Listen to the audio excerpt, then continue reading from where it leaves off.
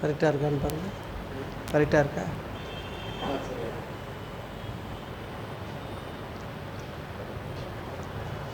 தேவனுடைய பரிசுத்த நாமத்திற்கு எல்லா கனமும் மகிமையும் துதியும் சோத்திரம் புகழும் உண்டாவதாக.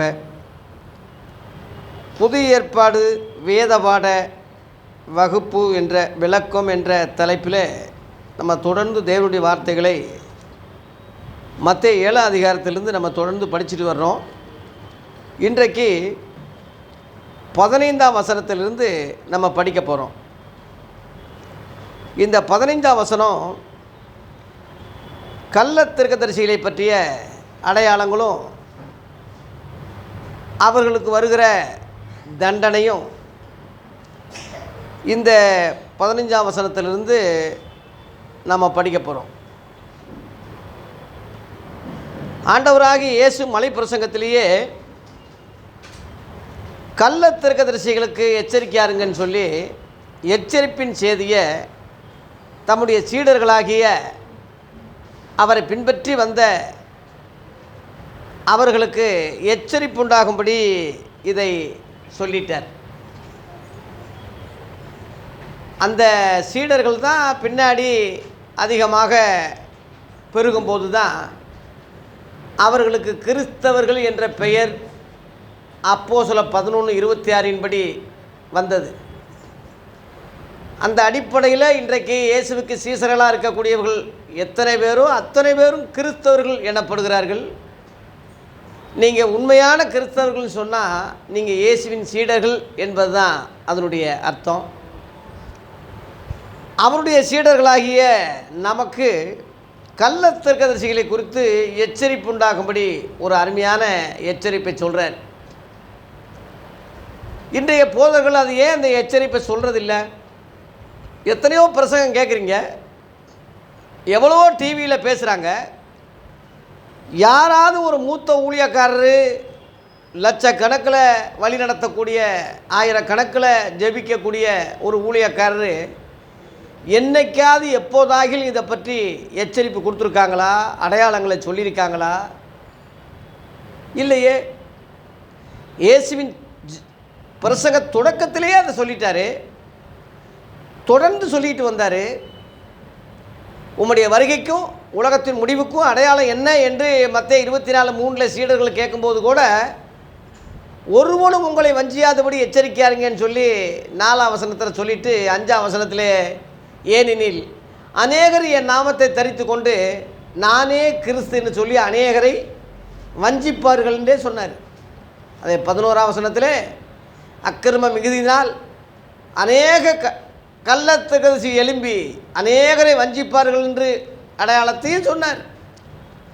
அவருடைய சீடர்களும் அதை பற்றி அடிக்கடி நிருபங்கள் எழுதினாங்க. அது ஊழியமா, அது பிரசங்கமா, அது கிறிஸ்தவமா? இன்றைக்கு உள்ளவங்க சொல்கிற பிரசங்கமா, ஊழியமா, கிறிஸ்தவமா? இது எண்ணி பார்க்கணும். தயவுசெய்து தேவ பிள்ளைகளே, ஒரு புரிதல் உங்களுக்கு உண்டாகட்டும். ஸ்டாண்டர்டியா என்ன புரிதல்னா, இப்போ நான் பேசுகிறது முழுவதும் அப்போஸ்தலரை பற்றி நிருபங்கள் முழுவதும் சுவிசேஷங்கள் முழுவதும் 1ஆம் நூற்றாண்டில் உண்டானது என்பதை மறந்துடாதீங்க. 1ஆம் நூற்றாண்டில் உண்டான செய்தி பிரசங்கம், அதுதான் நமக்கு ஃபவுண்டேஷன், கோல் மாடல், அதுதான் நமக்கு மாதிரி, ஒரிஜினல். அதுதான் கிபி 325 கான்ஸ்டேன் என்ற ரோம அரசன் கிறிஸ்தவனாக மாறி ரோமாபுரியில் போப்பை தலைமையாக வச்சு கத்தோலிக்க கிறிஸ்தவன் சொல்லி ஒன்று, கிறிஸ்தவ பேரில் கத்தோலிக்கன்று ஒன்று ஆரம்பித்து அதை வாழ்வு மாதிரி வச்சு ஒன்று ஆரம்பித்தார். ஏன்னா அப்போஸ்தலர் 1ஆம் நூற்றாண்டோடு அவங்க எல்லாம் மறிச்சிட்டாங்க. அது இருண்ட காலம்னு சொல்லப்படுது. அதுக்கு பிறகு அதன் பிறகு அப்படியே காலகாலமாக பிரிட்டு, அதாவது ரோமர்கள் உலகம் முழுவதும் ஆட்சி செஞ்சதுனால உலகம் முழுவதும் கிறிஸ்தவத்தை ஈஸியாக பரப்பிக்க அது ஏதுவானது. இந்த உலகம் முழுவதும் இன்றைக்கி கிறிஸ்தவங்களாக இருக்கிறதுக்கு காரணம், அதுவும் குறிப்பாக கத்தோலிக்க கிறிஸ்தவங்க அதிகமாக இருக்கிறதுக்கு காரணம் அந்த ரோமர்கள் உடைய கலாச்சாரம் தான். அவங்க பொதுவாக இப்போ நீ கிறிஸ்டின்னு சொன்னாலே கத்தோலிக்கன்னு தான் சொல்லுவாங்க. அவங்க தான் மெஜாரிட்டி. அவங்க தான் உலகம் முழுவதும் ஆண்டிருக்காங்க. அதுக்கு முன்னாடி அவங்க கிறிஸ்தவர்கள் ஆகிறதுக்கு முந்தி அவங்க தான் ஆண்டிருக்காங்க. அந்த காலகட்டத்தில் தான் இயேசு பிறந்திருக்கிறாரு. லூக்கா 2ஆம் அதிகாரத்தில் பார்த்தீங்கன்னா உலகம் முழுவதும் ராயன் தான் என்ன செய்ய குடிமதிப்பு எழுதக்கூடிய ஒரு சட்டம் அவருக்கு தான் இருந்ததாக ஜனங்க அவங்க இப்போ நம்ம ஓட்டு போட அவங்க ஊருக்கு போகிற மாதிரி குடிமதிப்பு எழுதக்கூடிய காலங்கள் அங்கங்கே வந்தபோது தான் இயேசு அங்கே பெத்லகேமில் இப்போ வந்து பிறந்தார். யோசேப்பும் மரியாளும் அதுக்கு அங்கே பெத்லகேமுக்கு வந்தாங்கன்னு சொல்லி அங்கே வாசிக்கிறோம். அதனால் உலகம் முழுவதும் ஈஸியாக ஆர்சி சபை பரவுனது காரணம் அது ஒரு முக்கியம். அதன் பிறகு 15ஆம் நூற்றாண்டு 16ஆம் நூற்றாண்டில் மார்ட்டின் லூதருடைய புரட்சி உங்களுக்கெல்லாம் தெரியும். அவர் ஆர்சி சாமியார் தான். அந்த காலகட்டத்திலே அவர் புதிய ஏற்பாடை சரியாக படிக்கும்போது என்ன இவ்வளோ முரண்பாடாக இருக்கே, 95 முரண்பாடு இருக்குது. அது கண்டுபிடிச்சிருக்காரு. ஏன் அப்படின்னா ரோமர்கள் வந்து பாபிலோனியா கலாச்சாரத்தையும் உலக அரசியலையும் பழைய ஏற்பாடையும் புதிய ஏற்பாடையும் பாரம்பரியங்களையும் இன்னும் நிறையா தெய்வங்களுடைய கலாச்சாரங்கள் இதெல்லாம் மிக்சர் பண்ணி தான் ரோமன் கத்தோலிக்குன்னு ஆரம்பித்தது. அதனால தான் அதை போய் சீர்திருத்த முடியல. இப்போ இன்ன வரைக்கும் அதை சரி பண்ண முடியல. ஆலமரம் மாதிரி வந்துருச்சு. அதில் வந்து இவர் இந்த மார்ட்டின் லூதர் வந்து ஆய்வு பண்ணும்போது இப்போ எப்படி நான் யோசனை பண்ணி ஆய்வு பண்ணி இப்போ எப்படி ஓரளவில் சொல்லிகிட்டு இருக்கணும், அதுபோல் அவருக்கு அவர் அதான தொழில் சாமியார். நல்லா படிக்கும்போது என்ன இவ்வளோ முரண்பாடாக இருக்கே என்று சொல்லி மரியாளை தெய்வமாக வணங்குவது தவறு, மரியாள் இயேசுவை பெற்ற பின்பு பிள்ளைகள் பெறவில்லை என்பது தவறு, போப்பை முத்தமிடுவதோ அடிபணிவதோ ஆண்டவர் என்று சொல்கிறதோ தவறு, இறந்தவர்களை வணங்கக்கூடாது, சிலை வழிபாடு கூடாது. இது மாதிரி ஒரு 95 காரியங்களை எழுதி ஜெர்மனி தேசம் முழுவதும் ஓட்டுனார். புதிய ஏற்பாட்டில் தான் அந்த புரட்சி ஏற்பட்டது. அதன் பிறகு ஆரம்பத்தில் அவங்க கண்டுக்கிறாமல் இருந்தாலும் புரட்சி அதிகமாக ஜனங்கள் இப்போ வந்து எப்படி நீங்கள் கேட்கும்போது ஒரு விழிப்புணர்வு எப்படி உண்டாகுது, உண்மை தானே, கரெக்ட் தானே, எப்படி உங்களுக்கு ஒரு உணர்வு ஏற்படுதோ அதுபோல் அந்த காலத்தில் உணர்வு ஏற்பட்டு ஜெர்மனி முழுவதும் தீயாக பரவிச்சு. அதன் பிறகு நிறையா கிறிஸ்தவங்க தலைவர்கள்லாம் அவருக்கு ஆதரவு கொடுத்து புரட்சி பண்ணாங்க. எத்தனையோ பேரை கொன்று குவிச்சாங்க அவங்க இராணுவம் இருக்குது அவங்கக்கிட்ட. அதன் பிறகு தான் புரொட்டஸ்டாண்ட்னு சொல்லி ஒரு அமைப்பு, மத உரிமை, நீங்கள் தனியாக உங்கள் பைபிளை தனியாக வச்சுக்கோங்க, உங்கள் மத வழிபாடு தனியாக வச்சுக்கோங்கன்னு சொல்லி உலக அளவில் அவங்களுக்கு ஒரு அங்கீகாரம் கொடுத்து பிரிஞ்சது. அதெல்லாம் உங்களுக்கெல்லாம் தெரியும். அந்த பிரிஞ்சவங்க கடைசியில் இப்போ எப்படி சுதந்திரம் பெற்ற பிறகு அவன் ஒற்றுமை இல்லாமல் எப்படி போனானோ, சுதந்திரம் பெறதுக்கு முந்தி எல்லா ஜாதி மத இதை கடந்து எல்லாம் ஒரு விடுதலை என்ற ஒரே நோக்கத்தில் எப்படி கஷ்டப்பட்டாங்க, போராடினாங்க, வெற்றி பெற்றாங்க. அதுபோல் அந்த காலகட்டத்தில் ஒற்றுமையாக இருந்து வெற்றி பெற்றவங்கெல்லாம் புரொட்டஸ்டாண்டு, அதாவது புரட்சியாளர்கள்னு சொல்கிற அந்த அமைப்புகள்லாம் சேர்ந்து மத உரிமை வழங்கின உடனே அவங்க இஷ்டத்துக்கு வச்சுக்கோங்கன்னு சொன்ன உடனே அவங்க என்ன செஞ்சுட்டாங்கன்னா, புதிய ஏற்பாடு ஒரு புரட்சி எப்படி ஏற்பட்டு அதுக்கு விரோதமாக இருந்ததாக எப்படி சொன்னாங்களோ அந்த புதிய ஏற்பாட்டுக்கே திரும்பாமல் அவங்க எதை வெளிச்சமாக இருந்ததோ புரிஞ்சதோ அதை சபையாக போதனையாக வச்சு அந்த வச்ச ஆளு தலைவராக அவங்களுக்கு ஒரு கமிட்டியாக இப்படி ஏற்படுத்தப்பட்டது தான் ஸ்தாபனங்கள். நல்லா புரிஞ்சுக்கோங்க. 15ஆம் நூற்றாண்டுக்கு பிறகு 16, 17, 18 இப்படி அப்படியே வந்து 19ஆம் சிபிஎம் தொடங்கினது சுலூனில். அதுக்கு முன்னாடியே பெந்தகோஸ்துன்னு சொல்லி ஒருவர் ஆரம்பித்தார் அமெரிக்காவில். அப்புறம் 7ஆம் நாள் சபை, செவன்த் டே சபை, எல்என்ஜி ஒயிட்டி அம்மையார் தான் தலைவராக இருந்தாங்க. அங்கேருந்து பிரிஞ்சதான் யெகோவா சாட்சிகள். அவங்க முதல்ல மார்ட்டின் லூதர் வந்து லுத்தரன் சபை, இப்போ நம்மக்கிட்ட இருக்குது லுத்தரன் சபை. அப்புறம் அதிலிருந்து ஆங்கிலிக்கன், அப்புறம் வந்து லண்டன் சபை. இப்படி அதுக்கு அவங்க தலைவர். யார் யார் ஏற்படுத்துகிறாங்களோ அவங்க தான் தலைவர், அவங்க தான் கமிட்டி, அவங்க தேர்தல் முறை எல்லாமே. இந்த தாயை போல பிள்ளைன்னு சொல்கிற மாதிரி ஆர்சிக்கு ஓரளவில் சளைச்சவங்க இல்லைன்னு சொல்கிற அளவில் அந்த புரட்சி அந்த முக்கியமான அந்த இதில் தான் வந்தாங்களே தவிர முழுமையாக அவங்க விடலை. அதே பாரம்பரியத்தில் அப்படியே வந்துட்டாங்க. முழுமையாக விடுதலை பெறணும்னு நினச்சிருந்தா ஆதி 1ஆம் நூற்றாண்டுக்கு வந்திருக்கணும். அவங்க அந்த உபதேசத்துக்கு வந்து அந்த ஃபவுண்டேஷனுக்கு வந்திருந்தா கம்ப்ளீட்டாக மாற்றப்பட்டிருப்பாங்க. இந்த ஸ்தாபனங்கள் உருவாகாமல் இருந்திருந்து இயேசுவையே அன்னைக்கு தலைவராக அப்போஸ்தலர் கொண்டது மாதிரி, அப்போஸ்தலர் உபதேசங்கள் அங்கே இருந்தது மாதிரி, அப்போஸ்தலருடைய சபை அங்கே தொடங்கி சத்தியங்கள் அங்கே கரெக்டாக இருந்ததை அப்படியே கூட்டாமல் குறைக்காமல் அப்படியே அவங்க கடைபிடிச்சி இருப்பார்களானால், ஸ்தாபனங்கள் உருவாகாமல் இருக்குமானால் இன்றைக்குள்ள அவன நிலைமைகள் இருக்காது, இன்றைக்குள்ள பிரிவினைகள் இருக்காது, கருத்து வேற்றுமைகள் இருக்காது. ஆகவே உங்களை சொல்லி குத்தம் இல்லை, என்னை சொல்லி குத்தம் இல்லை. நம்ம பின்னணிவிலிருந்து நம்ம வந்திருக்கோம். அப்படி நம்ம ஸ்தாபனம் அப்படி சொல்லி கொடுத்துருக்கு.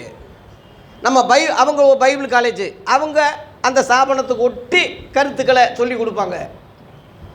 இப்படி இப்போ ஏஜி காலேஜ்னால் அதுக்கு தக்க ஒரு இருக்கும். இப்போ இறையியல் கல்லூரி அரசடினா அதுக்கு தக்க ஒரு இது இருக்கும். செரோமைன்னு சொல்லி பெங்களூரில் ஒருக்கு, பம்பாயில் அது ஒன்று, பெங்களூரில் ஒரு காலேஜ் இருக்குது, சென்னையில் வேதாகம கல்லூரி இருக்குது. அவங்க ஸ்தாபனத்துக்குன்னு சில கல்லூரிகள் அவங்க ஸ்தாபனத்துக்கு ஒட்டி சிலர் வச்சுருப்பாங்க. ஆனால் ஒரே பைபிள் தானே, ஒரே இயேசு தானே, ஏன் இத்தனை பிரிவினைகள்னு எவனும் நினைக்கல. அதை பிரிவினுக்கான காரணம் என்னன்னு யாரும் யோசிக்கலை. இப்போ கரெக்டாக நம்ம கடைசி காலத்தில் முடிவு காலத்தில் வந்ததுனால இதெல்லாம் நம்ம யோசிக்கும் போது ஆதி நிலைமைக்கு நம்ம போக வேண்டியதாக இருக்குது. ஒரு விஷயங்கள் குழப்பமானால் எப்படி ரெக்கார்டு எடுக்கிறோம், தூச்சி தட்டி எடுங்கடா, அந்த பழைய எதை எடுங்க பார்ப்போம். ஒரு குழப்பம் வந்தால் எப்படி நம்ம போகிறோம், அந்த மாதிரி இன்றைக்கி குழப்பம் ஆயிடுச்சு. அவன் இவனை குறை சொல்கிறான், இவன் அவனை குறை சொல்கிறான், ஏன் சபடான்னு சொல்கிறான், இல்லை இதுதான் சொல்கிறான். யானையை தடவி பார்த்த குருடர்கள் மாதிரி அவன் முடிஞ்ச அளவில் அவங்க சொல்லிக்கிட்டு தெரிகிறதுனால நம்ம எதுலேயுமே லாக் ஆகாமல் எதுலேயும் நம்ம சேர்ந்து கொடி பிடிக்காமல் பொதுவாக இருந்து நம்ம யோசிக்கும்போது இவைகள் முழுவதும் தவறு. வசனம்தான் ஒரு பகுதி, இவங்க சொல்கிறது வசனம்தான், ஆனால் முழுமையானது அல்ல. அவங்க புரிதலில் அவங்க சொல்கிறாங்க. 15ஆம் நூற்றாண்டுக்கு பிறகு இவங்க சொல்கிறது எப்படி உண்மையாகும்? 1ஆம் நூற்றாண்டில் உள்ள இதில் எடுக்கணும் அவங்க. அப்படியே நம்ம பின்னோக்கி போய் அந்த 1ஆம் நூற்றாண்டுக்கு போகும்போது தான் அங்கே உள்ள வெளிச்சம் தெளிவாக இருக்குது. அங்கே முரண்பாடு கிடையாது. அங்கே இந்த மாதிரி ஜாதி சங்கமோ கட்சி சங்கமோ அங்கே ஸ்தாபன பிரிவோ, யூதர்கள் இருந்தாங்க தனியாக, அவங்க கிறிஸ்தவங்க கிடையாது. யூத மதத்திலிருந்து நிறையா பேர் கிறிஸ்தவங்களாம் ஆகியிருக்காங்க. பேதுரு பிரசங்கத்தில் அப்போஸ்தலர் 2ஆம் அதிகாரம் பெந்தேகோஸ்து நாளில் 3000 பேர் அந்த உபதேசத்தில் முத ரட்சிக்கப்பட்டதாக நம்ம அங்கே பார்க்குறோம். பேதுரு என்ன பெரிய அறிவாளியா, படிப்பாளியா, பெரிய சயின்டிஸ்டா, இங்கிலீஷெல்லாம் நாலேஜ், இங்கிலீஷே இப்போ இல்லை. என்ன பேசினார்? இயேசு சொன்னது பேசினார். அவர் என்ன சொல்லி கொடுத்தாரோ அதை சொன்னார்யா, எழுப்புதல் உண்டாச்சு. லேலுயா. இப்படித்தான் யூதர்கள் கிறிஸ்தவங்களாக மாறினாங்க. ஏறக்குறைய 3000 பேர். யூதர்கள் மாறுறது சும்மா லேஸ் இல்லை, முஸ்லீமை கூட மாறிடுவாங்க. யூதர்கள் மாறுறது ரொம்ப மோசம், ரொம்ப மத வெறி உள்ளவங்க. அவங்களே மாற்றப்பட்டாங்கன்னா அதுக்கு பேர் தான் எழுப்புதல் சொல்கிறோம். அந்த எழுப்புதல் இன்றைக்கி வரணும், வைக்கணும்னு ஜெபிச்சுக்கிட்டு இருக்காங்க. காரணம் என்ன? அந்த எழுப்புதல் ஏன் வரல? நான் கூட ரொம்ப நாள் யோசித்தேன். 72 மணி நேரம் ஜெபம்னு சொல்லி இப்போ ஆரம்பிச்சிருக்காங்க பம்பாயில். ஏதோ எல்லாம் சேர்ந்து 72 மணி நேரம் ஜெபம், 72 மணி நேரம். என்னடா 72 மணி நேரம் எந்த கணக்குடான்னு சொல்லி நான் யோசனை பண்ணி இருக்கும்போது அதில் அந்த ஐயா பேசினார், முதன்மையானவர். என்ன பேசினார்னா, எஸ்தர் 3 நாள் உபவாசம் பண்ணா, செத்தாலும் சாகுறேன், கட்டளையை மீறுறேன், உபவாசம் இருக்கிறேன்னு சொல்லி அந்த அம்மா சொல்லிச்சான். அந்த 3 நாள் கணக்கு பண்ணால் எத்தனை? ஓ இதுதானா, இதுதான் உங்கள் இதான்னு சொல்லி அதுக்கு பிறகு தான் நான் அதை யோசிச்சு எனக்கு புரியல. அப்புறம் யோசிக்கும்போது இந்த எஸ்தர் பொம்பளை ஒரு கிறிஸ்தவ பொம்பளையா? அது கிறிஸ்தவமே இல்லாத காலம், அது யூத காலம். யூத பொண்ணு ராஜா அகஸ்தியர் ராஜாவுக்கு 2வது பொண்டாட்டியாக போகுது. அந்த வஸ்தின்னு சொல்லி ஒரு பொம்பளை கீழ்ப்படியிலையாம், இன்னொரு பொம்பளை எல்லாத்தையும் வர சொல்லி அதில் ஒன்று செலக்ட் பண்ணார். அந்த ராஜாக்கள் காலம்லாம் அது அப்படி தான். அது யூதருடைய வரலாறு. அது அந்த எஸ்தர் புஸ்தகத்தில் கர்த்தர் என்று பேரே இல்லை, ஆண்டவர் என்று பேரே இல்லை, தேவன் என்ற பேரே கிடையாது, ஜெபம் என்ற வார்த்தையே அந்த புஸ்தகத்தில் இல்லை. சுருக்கமாக சொல்ல போனால் அது யூதர்களுடைய வரலாறு. அது அந்த காலகட்டத்துக்கு அந்த அது உபவாசம்னு சொல்லிடுச்சுன்னா என்ன உபவாசம்? இயேசு சொல்லி கொடுத்த உபவாசமா? அந்த மாதிரி உபவாசம் செய்யாதீங்கன்னு சொல்லி மலை பிரசங்கத்தில் சொன்னது உனக்கு தெரியல? நீங்கள் எப்படி உபாசிக்கணும்னு விளக்கம் சொன்னார், அது உனக்கு தெரியல? பழைய ஏற்பாட்டுக்காரங்க மாதிரி ஜெபிக்காதீங்கன்னே சொன்னார், அது உனக்கு தெரியல? நீங்கள் ஜெபம் பண்ண வேண்டிய விதமாவதுன்னு சொல்லி கொடுத்தாரு, அது உனக்கு தெரியல? இதில் இப்போ நினச்சிக்கிட்டு இருக்கும்போது இன்னொருத்தன் ஒன்று ஆரம்பித்தான், கப்பல்லையே போய் ஜெபிக்கணும் நாங்கள், இனிமேல் இன்னும் தரையிலலாம் நடக்க முடியாது, சொகுசு கப்பல். ஒரு ஒரு ஒரு ஒரு ரூம்புக்கு ஒரு சொகுசு ஒரு ரூம்புக்கு 2.5 லட்சம் 3 லட்சம், நல்லா இருந்தால் 4 லட்சம் வாடகை. அப்படி தான் போய் இப்படியாடா சம்பாதிக்கணும். அப்புறம் இன்னொருத்தன் அது சரியில்லை, ஏரோப்ளேனில் போய் ஜெபம் பண்ணுவோம், பிளேன்லேயே பறந்து ஜெபம் பண்ணுவோம். உலகத்திலே 2 நாடு தான் சிறந்த நாடா, ஒன்று இஸ்ரவேலா, ஒன்று அமெரிக்காவா. உலகத்திலே கடவுள் 2 தெரிந்து கொண்டாருன்னு அவருக்கு ஆண்டவர் சொன்னார். அவர் எத்தனை நாடுகள், தேசமெங்கும் சகல ஜாதிகளும் சீசராகுங்கன்னு சொன்னாரே, அந்த நாடுகள்லாம் இப்போ ஆண்டவருடைய பிள்ளைகளாக ஆக்க அவர் நினைக்கலையா? இன்றைக்கி இஸ்ரேல் தேசம் எப்படி ஒரு நார்மலாக நிலைமையாவது இருக்கா? எத்தனை கொலைகள், எத்தனை போராட்டங்கள், எத்தனை பேர் சாகுறாங்க, எத்தனை பேர் ரத்தம் சிந்தப்படுது, இன்ன வரைக்கும் விளக்கம் கிடையாது. 3வது உலக யுத்தம் வந்துருமோன்னு பயப்படுறாங்க உலக நாடுகள். ஐநா சபை இப்போ கண்டனம் தெரிவிச்சிருக்காங்க. மேலும் மேலும் மேலும் மேலும் அவங்க இது பண்ணிக்கிட்டு தான் இருக்காங்க. அமெரிக்காவை எடுத்துக்கிட்டால் அந்தி கிறிஸ்துவோடைய ஆவி ஃபுல்லாக அங்கே தான் இருக்குது. வேசித்தனங்களும் விபச்சாரங்களும் லஞ்சங்களும் ஓரினை சேர்க்கையும் அங்கே இல்லாததா? கடவுள் தெரிந்து கொண்டார் எப்படிடா சொல்ல முடியும்? அப்போஸ்தலர் 17ஆம் அதிகாரத்தில் எல்லா நாடுகளுக்கும் அவர் சிதறி போக பண்ணினார், ஒருவருக்கும் அவர் தூரமானவர் அல்ல, எல்லாரும் அவருக்குள்ளே தான் அசைகிறோம் இருக்கிறோம், எல்லாரும் ஒரே ரத்தம் தான் அங்கே போட்டிருக்கு. இந்த வசனங்கள் இந்த காரியங்களை தக்க தன்னை மாற்றிக்கிட்டு அதுக்கு ஒட்டி எப்படி இப்போ நான் பேசுகிறேனோ அப்படி பேசுனா தானே அது கரெக்டாக இருக்கும். அவன் இஷ்டத்துக்கு பேசும்போது அவன் இப்போ பழைய ஏற்பாடை சொல்லும்போது கிறிஸ்தவம் அல்லாததை எடுத்து கிறிஸ்தவங்களுக்கு அதை சொல்லும்போது அது எப்படி நல்லா இருக்கும்? ஒரு கட்டட பொறியாளர்களை போய் உட்கார வச்சுக்கிட்டு மருத்துவத்தை பற்றி சொல்லிகிட்டு இருந்தால் எப்படி இருக்கும்? இல்லை மருத்துவ மாணவர்களை உட்கார வச்சுக்கிட்டு விவசாயத்தை பற்றி சொல்லிகிட்டு இருந்தால் எப்படி இருக்கும்? அந்த மாதிரி தான் கிறிஸ்தவங்களுக்கு இயேசு சொன்னதை கிறிஸ்தவங்களுக்கு சொல்லாமல், கிறிஸ்தவ அல்லாத காலத்தில் பூர்வ காலத்தில் தேவன் அதை காணாதவரை போல் இருந்தார்னே இருக்குது. அறியாமை உள்ள காலங்களை தேவன் காணாதவரை போல் இருந்தார்னு இருக்குது. தேவனே காணாததை நீயே அதை எடுத்து கிறிஸ்தவங்களுக்கு சொல்கிற. கிறிஸ்தவங்க உருவானதே 1ஆம் நூற்றாண்டு தானே, அவங்களுக்குள்ள உபதேசங்கள் தானே நிருபங்கள். ரோமர்லேருந்து யூதா வரைக்கும் உள்ள நிருபங்கள் அவங்களுக்கு எழுதின லெட்டர்ஸு, கடிதங்கள். அதில் உள்ளது நீ ஒன்றும் விளக்கமெல்லாம் சொல்ல வேண்டியதில்லை. இப்போ நானெல்லாம் ஒன்றும் விளக்கமெல்லாம் ஒன்றும் பெரிய அறிவாளியோ படிப்பாளியோ கிடையாது. அவங்க எழுதுனதை ஏதோ புரிஞ்சதை நான் பேசிக்கிட்டு இருக்கேன், அவ்வளோதான். இன்னும் புரியாத எவ்வளவோ இருக்குது, புரிஞ்சதை சொல்லிக்கிட்டு இருக்கேன். அது நமக்கு இப்போ ஆச்சரியமாக இருக்குது, நல்லா தெரியுது. அது மாதிரி ஆதி இல்லை உள்ள புரட்சியாளர்களை செய்யாமல் அவன் இஷ்டத்துக்கு ஸ்தாபனம் ஏற்படுத்தினதனுடைய விளைவு தான் இன்றைக்கி இந்த கெதியில் இருக்கோம். நம்ம ஆகவே இந்த சரித்திரத்தை நம்ம தயவு செய்து உங்களுக்கு சொல்ல வேண்டிய அவசியம் இருக்கிறதுனால தான் இதை நான் சம்பந்தமில்லைன்னு நினைக்காதீங்க, சொல்ல வேண்டிய கெதியில் இப்போ நான் இருக்கேன். ஆகவே 1ஆம் நூற்றாண்டு உள்ள விஷயத்தை நம்ம இயேசுவை பற்றி சொல்லும்போது, அப்போஸ்தலரை பற்றி சொல்லும் போதெல்லாம் 1ஆம் நூற்றாண்டை நினைங்க, அந்த உபதேசத்தை நினைங்க. இன்றைக்கி இவங்க ஊழியக்காரங்க அந்த 1ஆம் நூற்றாண்டை அனுசரித்து சொல்கிறாங்களா இல்லையா அதை செக் பண்ணுங்கள்.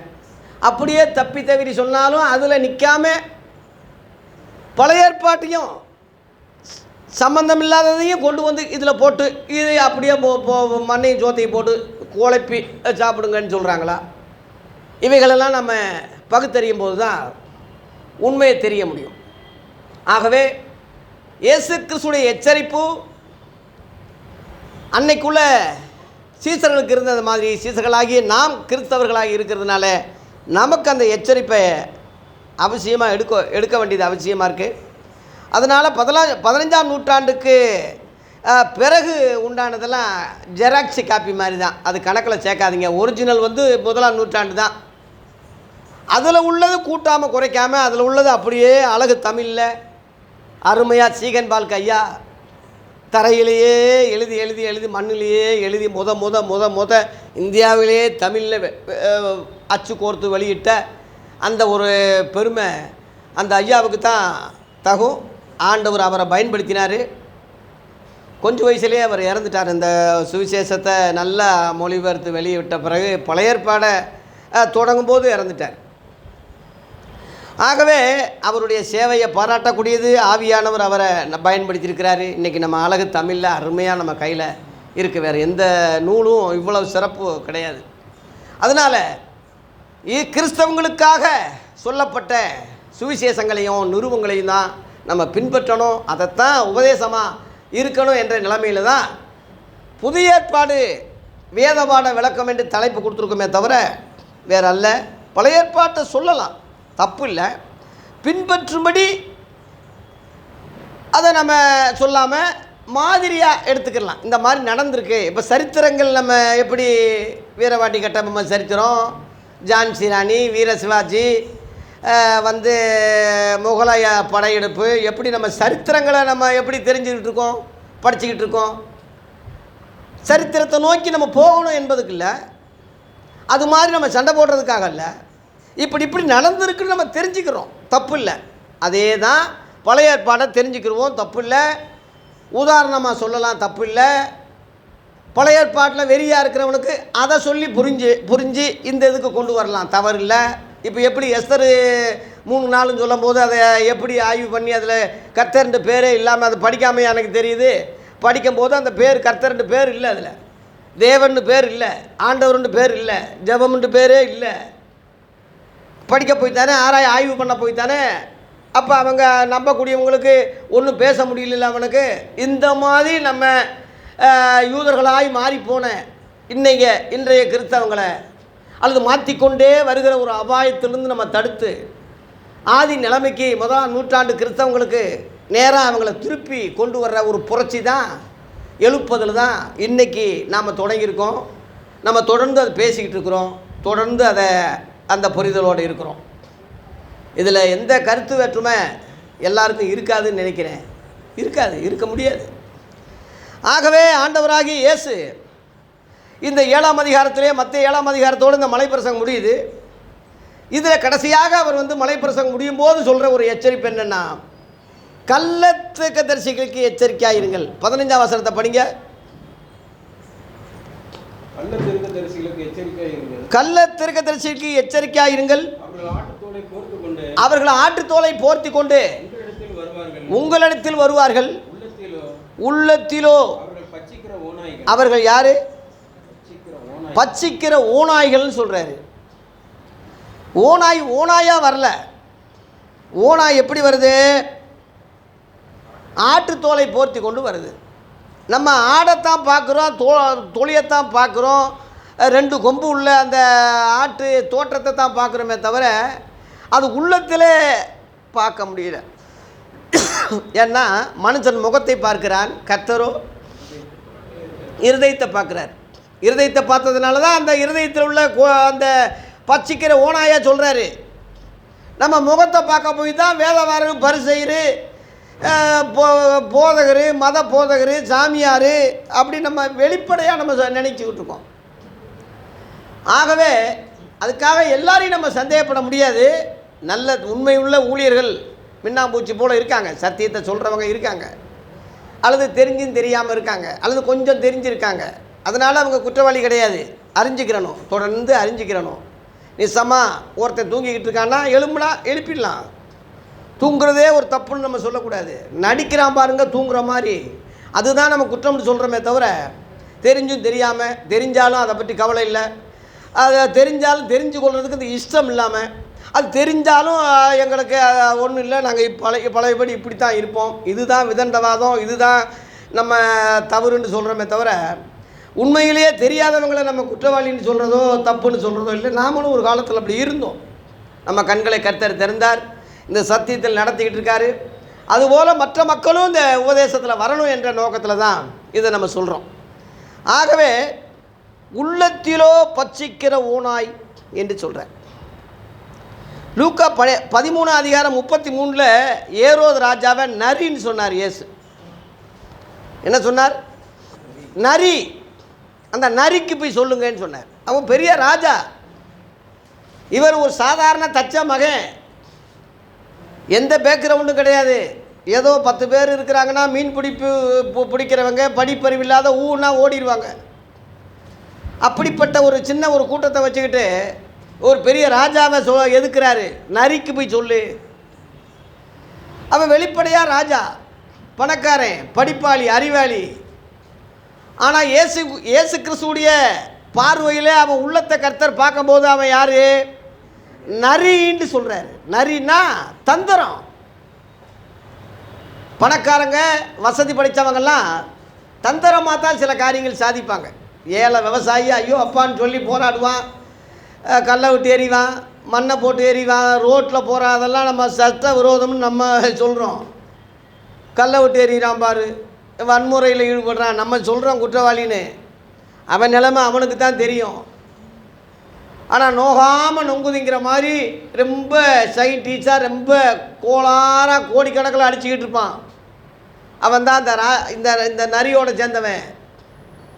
4 கோடி ரூபாயை பிடிச்சிருக்கான் ட்ரெயினில். தெரியாது, என் காசே இல்லைன்னு சொல்லி எஸ்கேப் ஆகி இப்போ தேர்தலில் நிற்கிறேன்னு சொல்லிக்கிட்டு இருக்கிறாங்க. எல்லாத்துக்கும் தெரிஞ்சிருக்கு. எல்லாம் போலீஸுக்கெல்லாம் எஃப்ஐஆர் போட்டாங்க, கைதியும் பண்ணலை, ஒன்றும் செய்யலை. எப்படி இருக்கும்? அப்போ எங்கேருந்து யாருன்னு என்ன தெரியாமையா இருக்குது? புரிஞ்சுக்கங்க நாடு எப்படி இருக்குன்னு. இந்த மாதிரி நரி மாதிரி சில ராஜாக்கள், நரி மாதிரி சில காரியங்கள். இந்த நரி என்ன செஞ்சா? பிரசங்கம் பண்ணிச்சான். தெரியுமா உங்களுக்கு? அப்போஸ்தலர் 12ஆம் அதிகாரத்தில் 21 பாருங்க. அப்போஸ்தலர் 12:21 குறித்த நாளிலே ஏரோது ராஜ வஸ்திரம் தரித்து சிங்காசனத்தின் மேல் உட்கார்ந்து அவர்களுக்கு பிரசங்கம் பண்ணான்னு. எப்படி? இவனை நரின்னு சொன்னார் இயேசு. அதில் 12ஆம் அதிகாரம் தொடக்கத்திலேயே யாக்கோப்பை கொலை செஞ்சிட்டான். ஒரு அப்போஸ்தலனை வெட்டி கொன்னுட்டான். இங்கே போட்டிருக்கு, வெட்டி கொன்னுட்டான். ஒரு கொலைகாரன்.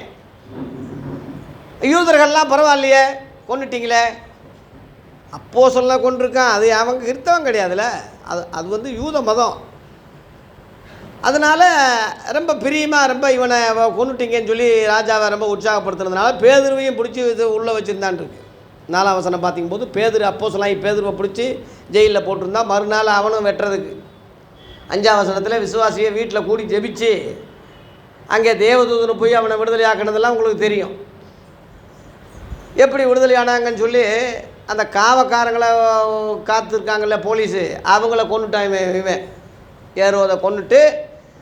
இவன் நல்லவன் மாதிரி சிங்காசனத்தில் உட்காந்து சேவை ட்ரெஸ்ஸு கிஸ்ஸு போட்டுக்கிட்டு என்ன பிரசங்கம் பண்ண ஆரம்பித்தாயா. இன்றைக்கி அநேக ராஜாக்கள் பிரசங்கம் பண்ண ஆரம்பித்தான். அதாவது அரசு பதவியில் இருக்கக்கூடியவங்க, அவங்களுக்கு பேச்சாற்றல் இருக்குல்ல. இப்போ ஒரு வக்கீல் எடுத்துக்கிட்டால் வாயுமையே வெல்லும். அவங்க இப்போ பொய் தான் வாயில் வர்றதெல்லாம் அந்த அரசியல்வாதிக்கு மாதிரி பொய் சொல்கிறது தான் அவன் தொழிலே. 25 வருஷமாக பொய் சொன்னால் பரவாயில்லன்னு மெஜாரிட்டி பாராட்டி அவனை ஜட்ஜ் ஆக்கிடுவாங்க. ஏன்னா 25 வருஷம் பொய் சொல்லி ஜெயிச்சிருக்கான். உடனே அவனுக்கு பிரேஸு, அவனுக்கு ஜட்ஜு. இந்த மாதிரி தான் அரசாங்கம் அதிகாரிகள்லாம் பேச்சாற்றல் உண்டு. எதுக்கு மோனையோட கேத்தி இறக்கி பேசுகிறதுக்கெல்லாம். அதனால் எத்தனையோ பேர் இன்றைக்கி வக்கீல்களை பயன்படுத்துகிறாங்க, நீதிபதிகளை பயன்படுத்துகிறாங்க. ரிட்டையர்ட் ஆனால் அரசாங்க அதிகாரியை ரிட்டையர்ட் ஆனால் அவங்கள பிரசங்கத்துக்கு பயன்படுத்துகிறாங்க. இவனும் ஆசைப்படுறான், எதையாவது எலும்பு துண்டு மாதிரி அந்த ஊழியக்காரனுக்கு போட்டு இவன் பேச ஆசைப்படுறான்.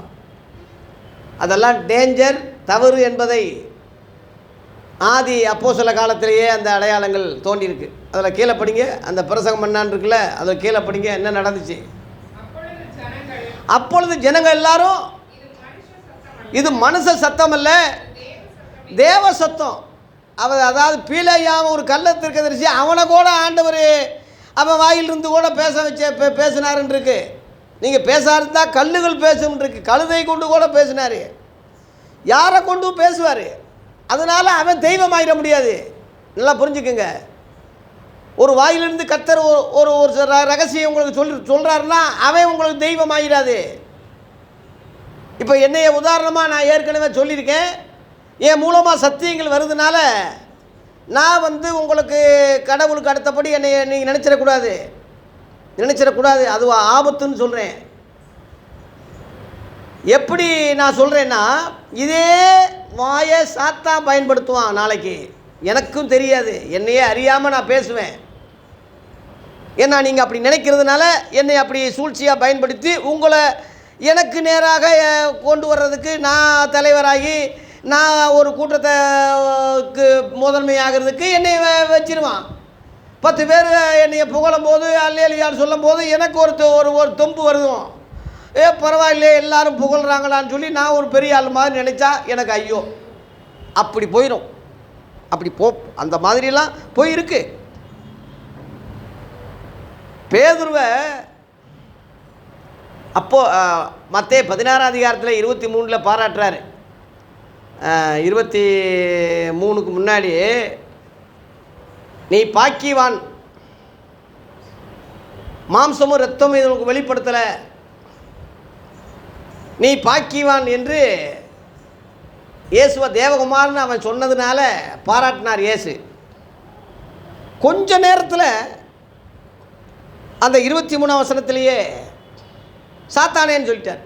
அவனே தான், சாத்தானே எனக்கு பின்னாக போ, சாத்தானே நீ எனக்கு இடல்லாம் இருக்க, நீ தேவனுக்கு ஏற்றவளை யோசியாமல் மனசனுக்கு ஏற்றவளை கொஞ்ச நேரத்தில் ஒரு தொழில் அவனுக்கே தெரியல, பிசாசு சொல்கிற அவனையே தெரியாமல் அவனையும் சாத்தான் பயன்படுத்தினான். இயேசுவுக்கு தெரியும் சாத்தான்னு. யூதாசுக்குள்ளே சாத்தான் புகழும் போது எல்லாருக்கும் தெரியல. இயேசு கரெக்டாக பார்த்துட்டாரு, நீ செய்ய வேண்டியதை சீக்கிரமாக செய்யின்னு சொல்லி அந்த சாத்தானைத்தான் இயேசு சொன்னார். உங்களில் ஒருவர் பிசாசியாக இருக்கிறான்னு சொல்லி அந்த அர்த்தத்துக்கு தான் சொன்னார். இயேசுவுக்கு தெரியும், தேவகுமாரன் இல்லையா, பரலோகத்திலிருந்து வந்தவர் இல்லையா. ஆகவே இன்னைக்குள்ள நம்ம தோற்றத்தை பார்க்குறோம், பிரசங்கத்தை பார்க்குறோம், கவர்ச்சியை பார்க்குறோம், அருமையாக பிரசங்கம் அடேங்கப்பா ஏற்றி இறக்கி அதுக்காக பயிற்சி எடுத்துக்கிறாங்க. பயிற்சியெல்லாம் இருக்குது, சைக்காலஜின்னு ஒன்று சொல்லுவாங்க, பயிற்சிகள்லாம் இருக்குது. இதில் இப்படியெல்லாம் பிரசங்கம் பண்ணி ஏற்றி இறக்கி நண்பர்களே சகோதரர்களே எப்படி ஆரம்பிக்கணும், இதெல்லாம் ஒரு காலேஜ் இருக்குது. அப்படியே அப்படியே நிஜமாகவே கண்ணீர் வரும் தெரியுமா உங்களுக்கு? சிவாஜி கணேசனுக்கு கண்ணீர் வரல சினிமா படத்தில், அந்த மாதிரி பேசும்போதே கண்ணீர் வரக்கூடிய அளவில் அப்படியே அவன் துடைப்பான். எல்லோரும் உங்களுக்கு தெரியாத ரகசியம் அழுகிறாது பாருங்கள். நீங்கள் நினைப்பீங்க இதெல்லாம் ஒரு டெக்னிக்கல், சம்பாதிக்கிற தன்மை, மக்களை ஏமாத்துகிற தன்மை. அதுக்கு தானே ஒட்டுமூடி போடுறான், அதுக்கு தானே மை வைக்கிறான். மை அதுக்குடா ஒரு சன்னியாசிக்கு தன்னை தானே வெறுத்து ஒரு ஊழியக்காரன் எல்லாம் வெறுத்து போகிறேன்னா உனக்கு மை என்ன, உனக்கு ஒட்டுமுடி என்ன, உனக்கு மீச என்ன, மை என்ன இவ்வளவு ஒரு பொம்பளை கூட அப்படி சிங்காரிக்காது ஊட்டி பாரல அந்த அளவில் உனக்கு என்ன டெக்கரேஷன் ஒரு இதுக்காக இதை பார்த்தாதான் உனக்கு அறிவு இல்லை. நீ விசுவாசியில் நான் சொல்லலை. ஒரு ஊழியக்காரையும் சன்னியாசி எல்லாம் வெறுத்து நான் ஆண்டவருக்காக போகிறேன்னு சொல்கிறவே அப்படி ஆகணுமா? அந்த ஆள் பாதி ஆளை பாதி, ஆடை பாதி ஆள் பாதி. தோற்றத்தை பார்த்து ஓரளவில் நிதானிக்கலாம். நீங்கள் அகத்தின் அளவு முகத்தில் தெரியும். அது கூடவா தெரியாமல்ல போயிருக்காங்க. இவனும் அப்படிப்பட்டவனாக இருந்தால் எப்படி தெரியும்?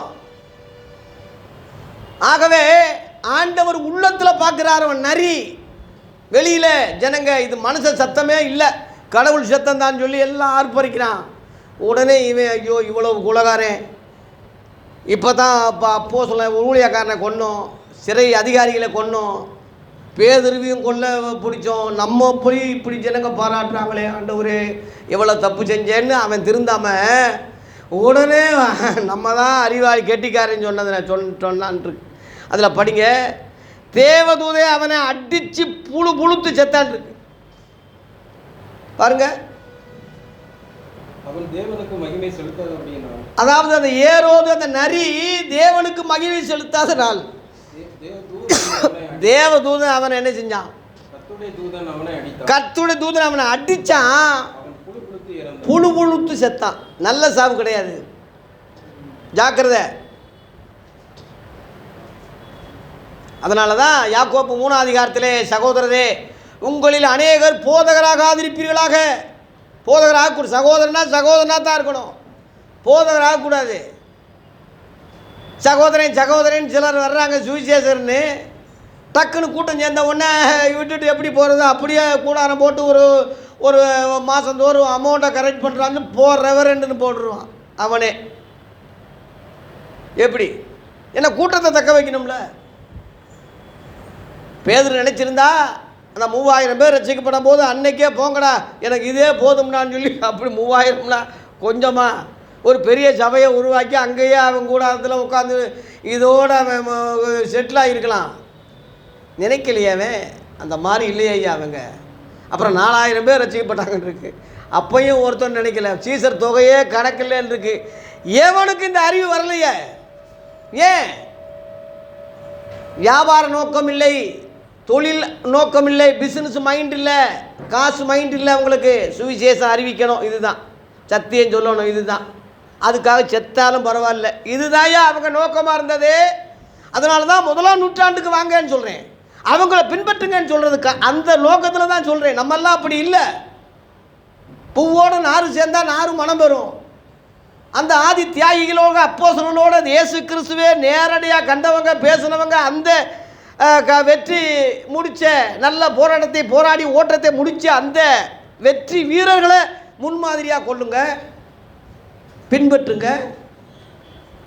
நான் கிறிஸ்துவை பின்பற்றுவது போல என்னை பின்பற்றுங்கன்னு 1 கொரிந்தியர் 11:1. அதனால தான் பவுல் சொன்னான். இந்த புரிதல் நமக்கு இருந்தாலே, இந்த அறிவு இருந்தாலே, ஏதோ ஓரளவில் உடனே ஒரு பெரிய எழுப்புதல் நமக்கு வராவிட்டாலும் ஓரளவில் கொஞ்சம் கொஞ்சமாக ஆரம்பித்து இதை அதிகரிக்கும் போது மாபெரும் அசைவு ஏற்படும். லேலுயா, நிச்சயமாக ஏற்படும். சிறுதுளி பெருவெல்லம் நிச்சயமாக நடக்கும். ஆகவே சகோதரர்களாக இருங்க, போதகர்கள் ஆகாதீங்க.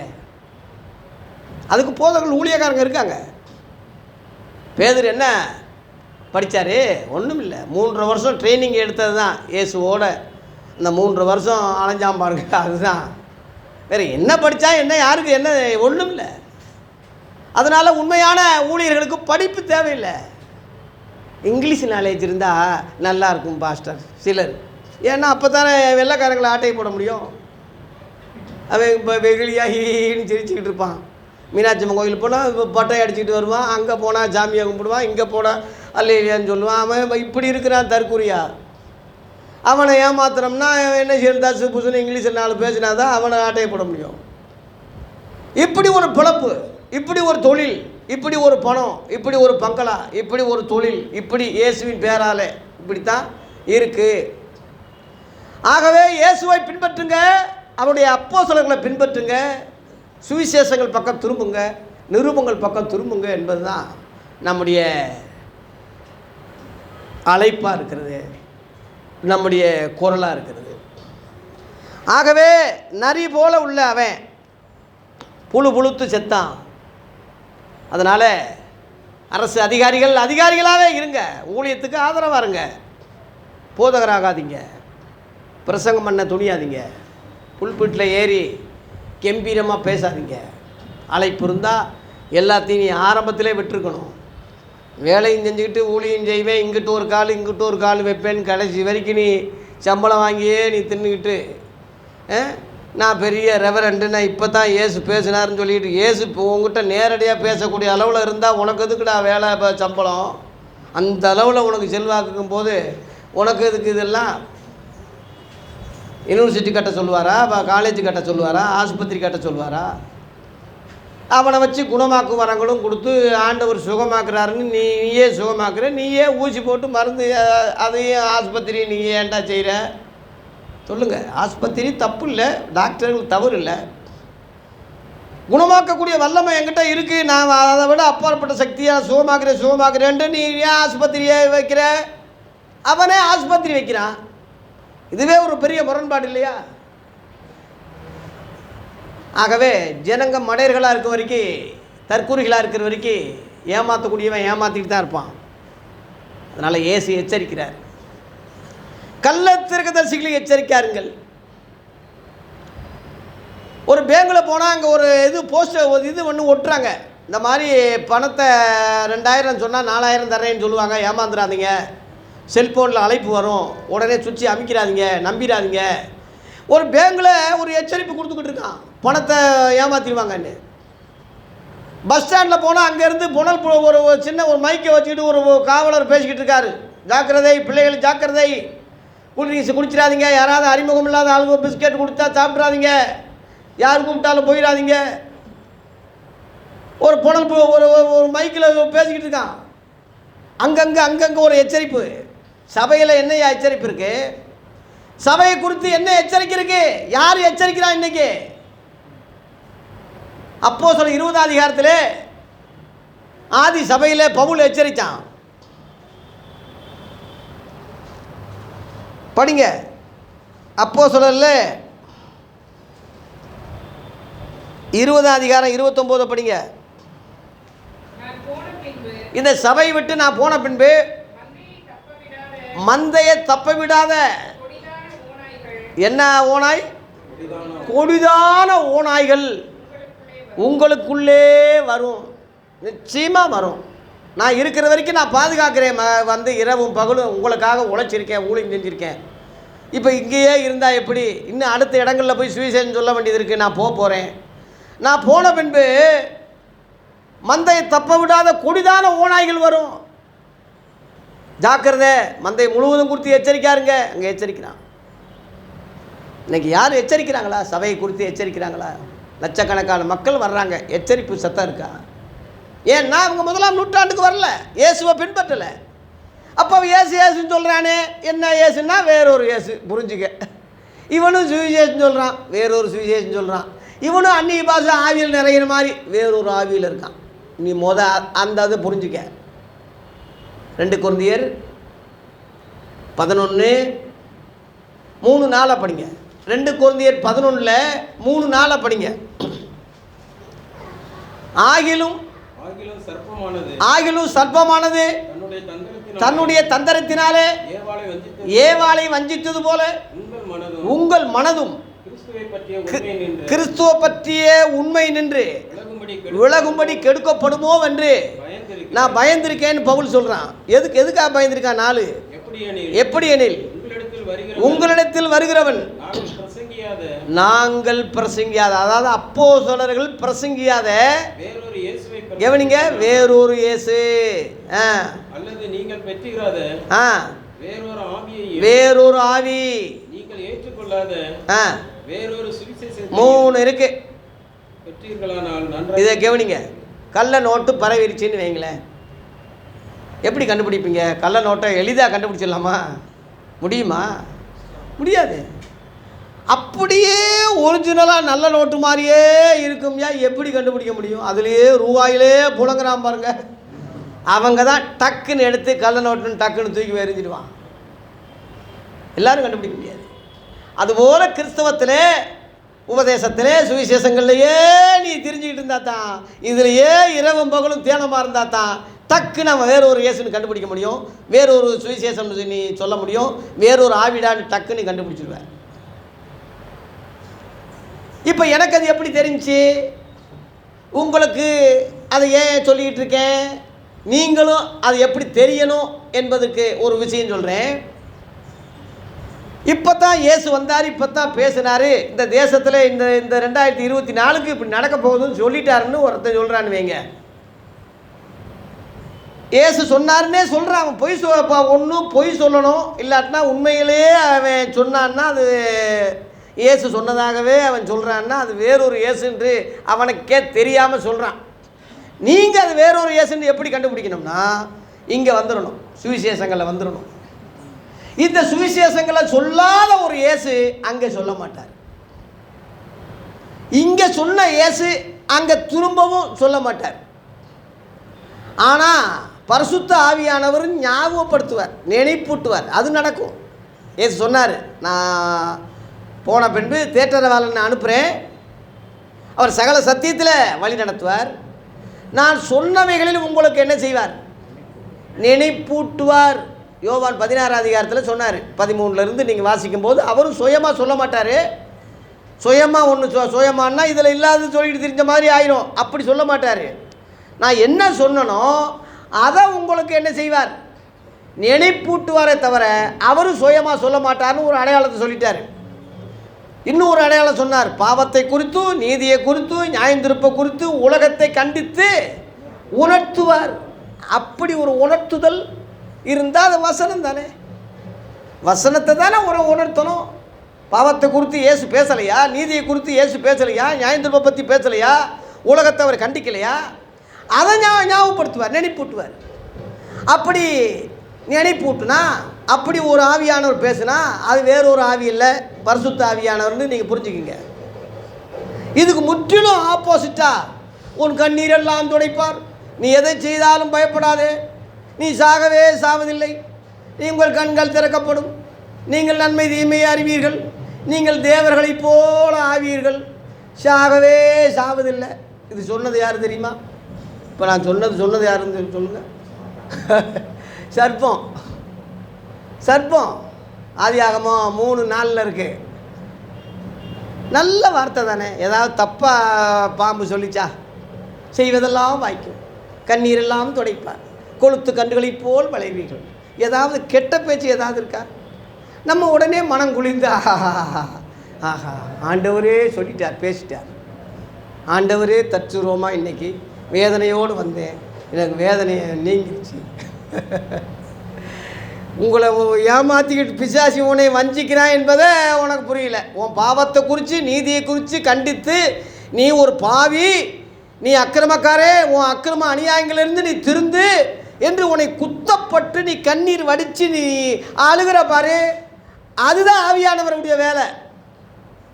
இருதயத்தில் குத்தப்பட்டு தான் 3000 பேர் ரட்சிக்கப்பட்டாங்க. அப்போஸ்தலர் 2 அதிகாரத்தில் 37, 38 யூதர்கள் பேதுருவின் பிரசங்கத்தை கேட்டு இருதயத்தில் குத்தப்பட்டவளாகி, இங்கே போட்டிருக்கு, குத்தப்பட்டு சிரிக்கல எவனும்.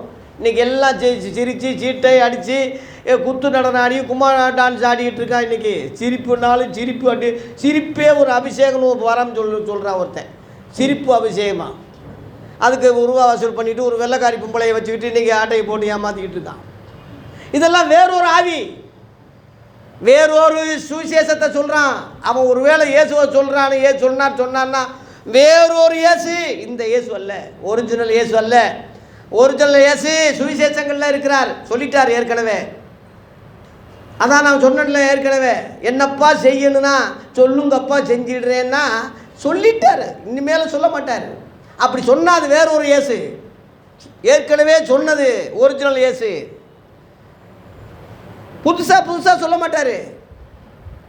இன்றைக்கி யூடியூப்பில் எத்தனை பேர் பார்க்குறீங்க? இந்த இயேசு இப்போ நான் 2024 நடக்கும்னு சொல்லிட்டாரு, இந்த இப்போ இயேசு இந்த நாட்டில் இப்படி நடக்கும்னு சொல்லிட்டாரு, பகிரங்கமாக சொல்கிறானே, யாருமே கண்டுபிடிக்க முடியலையா அவனை? இயேசு சொன்னதாக இருந்தாலும் நினைச்சிட்டு இருக்காங்க. திரும்ப இயேசு யோசிச்சு பேச மாட்டார், யோசிச்சு பேச மாட்டார். அப்படி இயேசு அல்ல. ஏன்னா இயேசுவின் பிரசங்கமே நான் சுயமானது இல்லைன்னு அவரே சொன்னார். அவரே சொல்லி நான் சொன்னது கூட நான் சுயமாக சொல்லலைன்னே சொல்லிட்டார். யோவான் 12:49-50 படிங்க.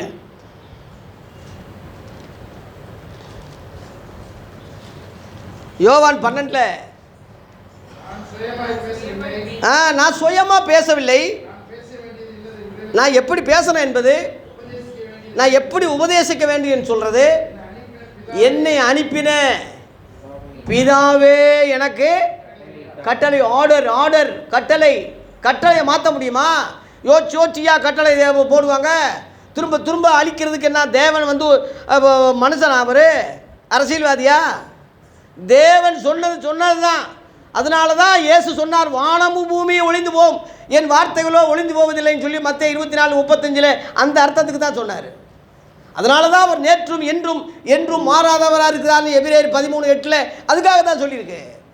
அவர் வார்த்தைகள் மாறாது, அவர் நியாயந்திருப்புகள் மாறாது, அவர் சத்தியங்கள் மாறாது. மாற்றி மாற்றி மாற்றி மாற்றி பேசுகிறதுக்கு அவர் வந்து மனுஷன் அல்ல. ஆகவே ஏற்கனவே இயேசு பேசிட்டார். யோவான் 15:15 போட்டிருக்கு, அந்த வசனம் படிங்க. யோவான் 15:15 ஊழியக்காரன்னா அடிமை. நான் இனிமேல் உங்களை எல்லாம் அடிமைகள்னு நான் சொல்ல மாட்டேன். எஜமான் செய்கிறதெல்லாம் அடிமைகளுக்கு தெரியாது. நான் உங்களை இனிமேல் ஃப்ரெண்டுன்னு சொல்கிறேன். ஏன் அப்படின்னு சொல்கிறேன்னு சொன்னால், என் பிதாவினிடத்தில் கேள்விப்பட்ட எல்லாவற்றையும், அதில் கோடு போட்டு எல்லாத்தையும் சொல்லிட்டார். எல்லாத்தையும் சொல்லிட்டார், கோடு போட்டுங்க. இனிமேல சொன்னதை திரும்ப திரும்ப சொல்லிக்கிட்டு இருக்க மாட்டார். வேணா ஆவியானவர் சொன்னது வேணா நினைப்பூட்டு வர தவிர, ஞாபகப்படுத்துவார தவிர, மாற்றி முரண்பாடாக வித்தியாசமாக இதுக்கு அதுக்கு பொருந்தாமல் சொல்ல மாட்டார். அப்படி சொன்னால் வேறொரு இயேசு. நல்லா புரிஞ்சுங்க, இதுதான் வேறொரு இயேசு. இந்த சுவிசேஷங்கள் இல்லாத ஒருத்தன் ஒன்று சொன்னால் வேறொரு சுவிசேஷம். சுவிசேஷம் சொல்கிறது 4 தான், மத்தேயு, மார்க்கு, லூக்கா, யோவான். இதான் சுவிசேஷம். பழைய ஏற்பாட்டிலையே சொல்லிக்கிட்டு இருக்கான்னா அது சுவிசேஷமா? அது சுவிசேஷம்னு சொல்கிறான்னா அப்போ அது வேறு ஒரு சுவிசேஷம் தானே.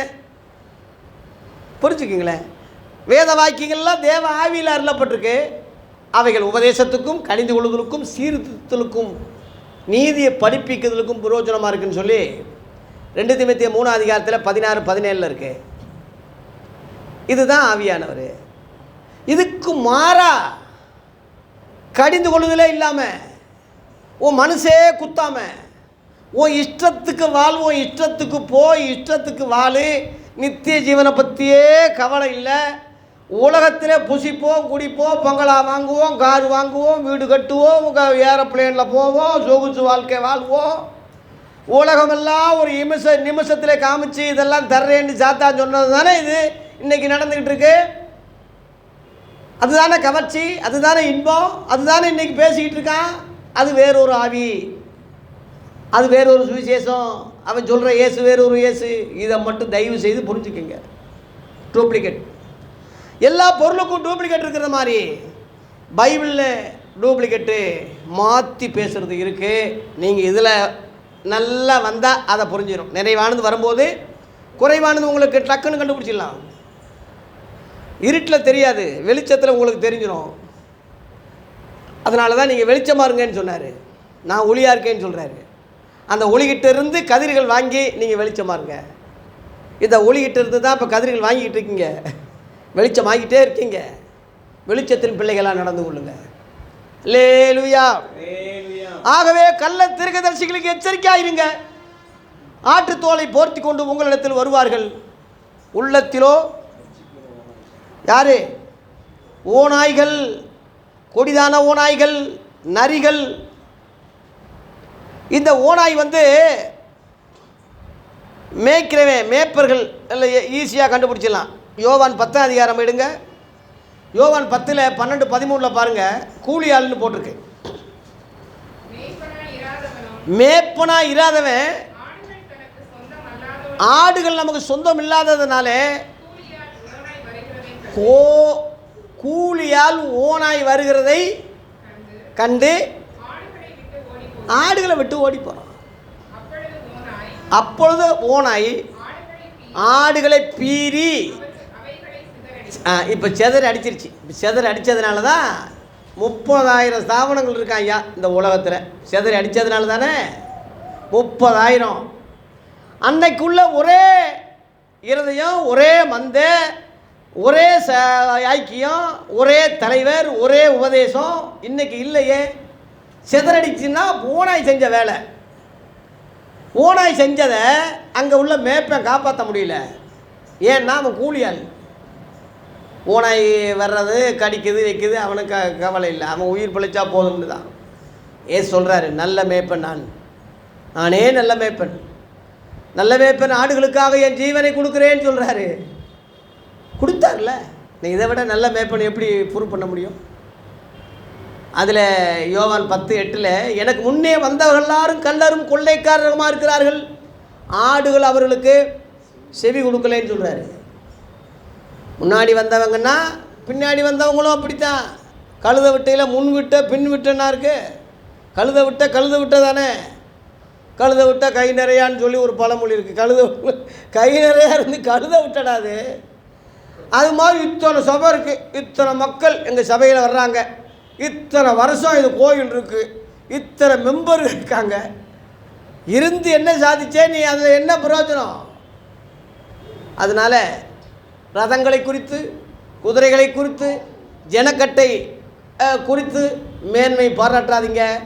மேன்மை பாராட்டுறவன் சத்தியத்தை குறித்து, கர்த்தருடைய உபதேசத்தை குறித்தே மேன்மை பாராட்ட கடவானே தவிர அழிஞ்சு போகிற காரியங்களை நீங்கள் செய்யாதீங்க. 200 கோடிக்கு நான் கோயில் கட்டினேன், அடேங்கப்பா பூகம்பமே வந்தாலும் இடியாது சொல்கிறேன். அப்படி இதில் என்னடா உனக்கு பெருமை இருக்குது? 100 கோடி ரூபாய் கர்த்தர் கோயில் கட்ட சொல்லிட்டார், என்னைய பிரதேசப்ப சொல்லிட்டார். கோயில் முடி அதை நம்பி எல்லா ஜனங்க காதுலையும் கழுத்துலையும் உள்ளதெல்லாம் எடுத்து கொடுத்து என்னைய தாலியார் தான் பாஸ்டர்னு சொல்கிறாங்கன்னு அவர் தான் எல்லாம் கொண்டு வந்து வேலை நடந்துக்கிட்டு இருக்கும்போதே பிரதிஷ்டைக்கு முன்னாடியே சேர்த்துட்டான்னு சொல்லி சொன்னாங்க. மனுஷன் உலகம் முழுவதும் ஆதாயப்படுத்தி கொண்டாலும் தன் ஜீவனை நஷ்டப்படுத்தினா அவனுக்கு லாபம் என்ன? ஒருத்தன் உயிர் போகாமல் துடிச்சிக்கிட்டே இருந்துச்சான். என்னடா இப்போ உனக்கு என்ன ஆசைன்னு சொல்லும் போது, இத்தனை ஏக்கரை இடத்த விட்டுட்டு எப்படி போகிறேன்னு நான் நினைக்கிறேன். அதான் உயிர் போக மாட்டாங்க. சரி, அதுக்கு என்ன செய்ய? மண்ணையாவது கரைச்சி வாயில் ஊற்றுங்க. அதே மாதிரி மண்ணை கரைச்சி ஊற்ற ஒன்று செத்துட்டானா. 6 அடி நிலம் கூட சொந்தம் இல்லை மனுஷனுக்கு. ஒரே நாடு, ஒரே தேர்தல்னு சொல்கிறானே, ஒரே சுடுகாடுன்னு சொல்கிறானா? சொல்லுங்க, ஒரே சுடுகாடுன்னு சொல்லுங்க பார்ப்போம். ஒரே ஜாதி சொல்லுங்க, ஒரே ரத்தம், ஒன்றே குலம், ஒருவனே தேவன், திருமூலர் சொன்ன மாதிரி சொல்லுங்க பார்ப்போம். இந்த தேர்தல் அறிக்கையிலிருந்தே அது எவ்வளோ பிராடுன்னு தெரியல. ஆகவே தேவ பிள்ளைகளே, கடைசி காலமாக இருக்குது, இப்படி தான் இருக்கும். அதனால் 1ஆம் நூற்றாண்டுக்கு வாங்க, ஆதியில் உள்ள இயேசுவை நோக்கி பாருங்க. ஓநாய்களுக்கு இப்போ பலியாகாதீங்க. திரளான ஆடுகளை கண்டபோது மேப்பனில்லாத ஆடுகளாக இருக்கிறார்களே என்று மனதுருகி அநேக உபதேசம் கொடுத்தாருக்கு. இன்றைக்கி திரளான ஜனங்களை கண்டபோது இன்றைக்குள்ள மேப்பர்கள் என்ன பார்க்குறாங்கன்னா, ஒரு ஆளுக்கு 10 ரூபா வச்சாலும் திரளான ஜனங்களை கண்டபோது கோடிக்கணக்கில் ஆட்டையை போடலாம்னான்னு சொல்லி 3 தடவை 4 தடவை திரும்ப காணிக்க எடு. திரளான ஜனங்களை கண்டபோது மைண்டு அப்படி ஆகுது. அதில் தத்தலும் பொத்தலும்னா ஆடு இல்லாமல் கொஞ்சம் நல்லா குழுன்னு ஆடு தான், கொஞ்சம் கிலோ கொஞ்சம் அதிகமாக இருக்கும் கறி.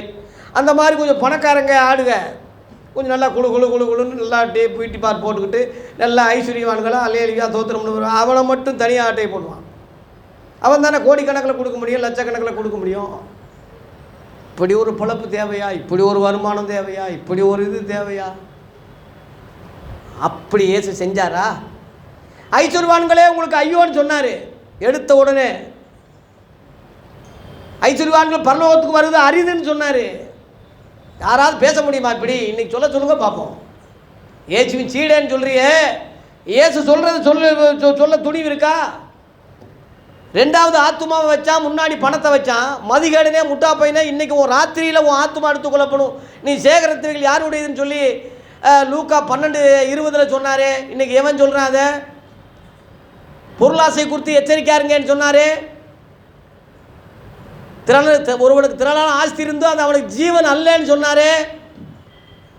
நம்ம வீடு, பங்களா, காரு, வசதி எல்லாமே நம்மளோட வர்றதில்லை. எல்லாருக்கும் தெரிஞ்ச உண்மை தானே. உலகம் மாய. இந்த ஆத்துமா ரட்சிக்கப்பட்டு அவர்கிட்ட போய் சேருது பாருங்க, ஒன்று தான், அதுதான் மெயின். இந்த கள்ளத்திற்கத்தில் சில முழுவதும் ஜனங்களை ஏமாற்றி இயேசுவின் பேரை சொல்லி பேயை விரட்ட, பிசாசி விரட்ட, தீர்க்க தரிசனம் போய் சோசி மாதிரி சொல்ல வைக்க, இந்த மாதிரியே திரிஞ்சுக்கிட்டு காரங்க சாதிச்சுக்கிட்டு வீடை கட்டிக்கிட்டு பங்களா கட்டிக்கிட்டு ஜெட்டு விமானத்தில் போய்கிட்டு இப்படி இருப்பாங்க. சுகபோகமாக தான் இருப்பாங்க. ஆனால் பரலோகத்துக்கு போக மாட்டாங்க. அங்கே வந்து சிக்கிக்கிடுவாங்க. பாருங்க, அவர்களுடைய கனிகளினாலே அவர்களை அறிவீர்கள். 16ஆம் வசனம். கனிகள்லாம் கிரியைகள், அவங்க செயல்பாடை வச்சு நீங்கள் புரிஞ்சுக்கங்கன்னு சொல்கிறாரு. முட்செடிகளில் திராட்சை ரசங்களையும் முட்பூண்டுகளில் அத்தி பழங்களையும் பறிக்கிறார்களா? கேள்வி கேட்குறாரு. மாற்றியா நீங்கள் பறிப்பீங்க? பாருங்க, அப்படியே நல்ல மரமெல்லாம் நல்ல கனிகளை கொடுக்கும், கெட்ட மரமோ கெட்ட கனிகளை கொடுக்கும். நல்ல மரம் கெட்ட கனிகளை கொடுக்க மாட்டாது, கெட்ட மரம் நல்ல கனிகளை கொடுக்க மாட்டாது. 18. மரம் என்பது மனிதனை குறிக்கும், கனி என்பது அவருடைய செயல்பாடை குறிக்கும். செயல்பாடை வச்சு ஒரு ஆளை நீங்கள் புரிஞ்சுக்கலாமே. செயல்பாடை வச்சு புரிஞ்சுக்குங்க. ஏசு ஏசு ஏசு ஏசுன்னு கத்துறான், சொல்கிறான், கண்ணீர், அதெல்லாம் இருக்கட்டும். செயல், அந்த பணத்தை வச்சு அவன் என்ன செய்கிறான்? காணிக்க கத்தர் கொடுக்க சொல்கிறாரு, கூட எல்லாம் வாரி வசலித்தா அந்த காசை என்ன செய்கிறான்?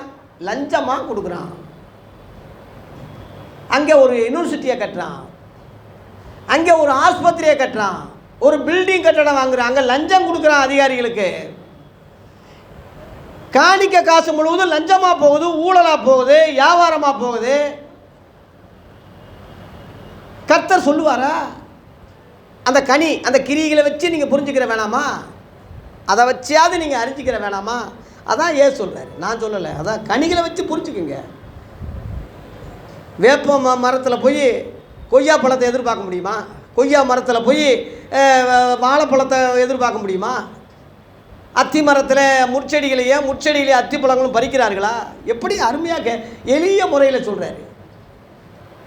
செயல்பாடை வச்சு புரிஞ்சுக்கிங்க. ஆதி அப்போஸ்தலர்கள் பணம் வந்தது, எல்லாம் கொண்டு வந்து பாதத்தில் கொட்டுனாங்க. என்ன செஞ்சாங்க? பில்டிங் கட்டினாங்களா? கட்டடம் கட்டினாங்களா? இடம் வாங்கி போட்டு வளைச்சாங்களா? ஆஸ்பத்திரி கட்டினாங்களா? சோசியல் ஒர்க் பண்ணாங்களா? என்ன செஞ்சாங்க? ஊழியம் செஞ்சாங்க. ஏழை எளியவங்களுக்கு பகிர்ந்து கொடுத்தாங்க. அங்கே முதியோர்களுக்கு சாப்பாடு கொடுத்தாங்க. கஷ்டப்படுற ஏழைகளுக்கெல்லாம் அங்கே ஆள்களை நியமித்து எல்லாத்துக்கும் சாப்பாடு கொடுத்தாங்க. ஊழியத்துக்கு செஞ்சாங்க. தரித்திரர் நினைச்சு கொள்ளுங்கன்னு சொன்னாங்க. அதை காப்பி அடிங்க, அதை பின்பற்றுங்க. அதில் உள்ளபடி இவன் செய்கிறானான்னு பாருங்க. செய்யலைன்னா அவன் கெட்ட மரம், கெட்ட கனிகளை கொடுக்குது. அவன் நல்ல மரம் அல்ல. கனி கொடாத மரமெல்லாம் வெட்டுண்டு அக்கினியில் போடப்படும் சொல்லி அந்த நியாயத்தீர்ப்பு நாளில் சொன்னது அதுதான். கோடாரி இப்போ அடியில் வச்சாச்சு. கோடாரி என்பது இருபுறம் கருக்குள்ள பட்டயம் வசனம் தான். நான் சொன்ன வசனமே அவனை கடைசி நாளில் நியாயத்திற்கும் சொல்கிறார். யோவான் 12:48. என்னை தள்ளி என் வார்த்தைகளை ஏற்றுக்கொள்ளாதவனை நியாயந்திருக்கிறது ஒன்று இருக்குது. நான் சொன்னேன், சொல்ல போகிறேன்ல, இப்போ சொல்லிக்கிட்டு இருக்கிறது இல்லை, சொன்னேன். முன்னாடியே 2000 வருஷத்துக்கு முன்னாடி சொன்னேன். அந்த வசனமே அவனை கடைசி நாளில் நியாயம். இதுதான் இந்த வசனம் தான். இதுக்கு பயப்படுங்க. இந்த வசனத்தை கூட்டாதையும் குறைக்காதீங்க, ஒரு புள்ளி கூட மாற்றாதீங்க. இதில் உள்ளபடி உங்களை மாற்றிக்கிங்க. காலு கேட்ட செருப்பா, செருப்பு கேட்ட காலா? வசனத்துக்காக நம்மளா, நமக்காக வசனத்தை திருப்புறதா? ஸ்தாபனத்துக்காக வசனமா, வசனத்துக்காக ஸ்தாபனமா? ஆதி அப்போஸ்தலர்கள் கூட்டாமல் குறைக்காமல் அப்படியே பேசுகிறாங்க. இன்னொன்று சொன்னாங்க தெரியுமா? கலாத்தியர் 1 8, 9 இன்னும் கடினமாகவே சொன்னாங்க. நாங்கள் பிரசங்கிக்கப்பட்ட இந்த சுவிசேஷத்தை அல்லாமல் நாங்களே ஒரு வேளை மாற்றி சொன்னாலும் சரி, அல்லது வானத்திலிருந்து ஒரு தூதை வந்து வேறொரு சுவிசேஷத்தை ஒருத்தன் எவனாவது சொன்னால் அவன் யார்? சபிக்கப்பட்டவனாக இருக்க கடவன். ஏதோ உணர்ச்சி வசப்பட்டு சொல்லியில்லை. 9ஆம் வசனத்தில் முன் சொன்னது போல மறுபடியும் சொல்கிறேன், திரும்ப திரும்ப திரும்ப திரும்ப இந்த வசனத்தை கூட்டாதீங்க, குறைக்காதீங்க. பவுலுடைய பிரசங்கம் அப்படித்தான் இருந்துச்சு. அதில் 11ஆம் வசனத்தில், அதுலேயே 11 சகோதரரே, என்னால் பிரசங்கப்பட்ட சுவிசேஷம் மனசோட யோசனைப்படியானது அல்ல என்று முதல் நீங்கள் தெரிஞ்சுக்கங்க. அது ஒரு மனசனால் பெற்றதும் இல்லை, ஒரு மனுஷனால் கற்றதும் இல்லை, இயேசு கிறிஸ்துவே எனக்கு அதை வெளிப்படுத்தினார். ஆகவே இன்றைக்கி மனுஷனால் கற்றுக்கொள்கிறான், மனுஷனால் பெறுறான், மனுஷனால் போதிக்கப்படுறான். அதையே தான் மனுஷனுக்கு சொல்கிறான். இந்த தற்குறிக்கு இந்த புரிதல் இல்லாதனால அவன் ஆவிக்குரிய தகப்பேன் அவனை பின்பற்றி அவன் நாசமாக போகிறான், இவனும் நாசமாக போகிறான். குருடனுக்கு குருட வழிகாட்டினா இருவரும் குழியில் விழுவாங்கன்னு சொல்லிட்டு அந்த தான் அது விட்டுதான். நமக்கு கோல் மாடல் இயேசு, ஆதி அப்போஸ்தலர் ஃபவுண்டேஷன், போடப்பட்ட அஸ்திபாரமாகி இயேசு கிறிஸ்துவே அல்லாமல் வேறு அஸ்திபாரத்தை போட ஒருவனாலும் கூடாது என்று 1 கொரிந்தியர் 3:11 இருக்கு. படிங்க அந்த வசனத்தை. கூடாதுன்னே இருக்கு. கூடாதுன்னா அது அர்த்தம் என்னன்னா கூடும்னு அர்த்தம். கூடும்னு இருக்க போய் தானே இத்தனை ஃபவுண்டேஷன் இருக்கு.